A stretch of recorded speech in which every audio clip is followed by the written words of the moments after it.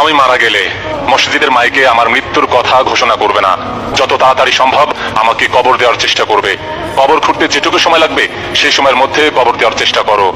কারোর জন্য আমার লাশ ফেলে রাখবে না, সে যেই হোক আর যেখানেই থাকুক। আমার জন্য 40 দিনে, 4 দিনে, 7 দিনে, 21 দিনের এসব কোনো প্রকারের খানা করবে না। আমার যদি কোনো প্রকারের ঋণ থেকে থাকে সেগুলো সঙ্গে সঙ্গে মেটাবার চেষ্টা করো। আর যখনই তুমি দোয়া করবে সেই দোয়াতে আমাকে শামিল করো। আর মাঝে মাঝে আমার জন্য সাদকা করো, দান করো। আমার কবর দেওয়া সম্পূর্ণ হয়ে যাওয়ার সাথে সাথে সেইখানে দাঁড়িয়ে থেকে আমার জন্য মহান আল্লাহর কাছে ক্ষমা চাও, কারণ সেই সময় আমার পরীক্ষা হচ্ছে। মহান আল্লাহর কাছে দোয়া করো যেন সেই পরীক্ষায় আমি পাশ করতে পারি ইনশাআল্লাহ। আমি মারা গেলে মসজিদের মাইকে আমার মৃত্যুর কথা ঘোষণা করবে না, যত তাড়াতাড়ি সম্ভব আমাকে কবর দেওয়ার চেষ্টা করবে। কবর খুঁড়তে যেটুকু সময় লাগবে সেই সময়ের মধ্যে কবর দেওয়ার চেষ্টা করো।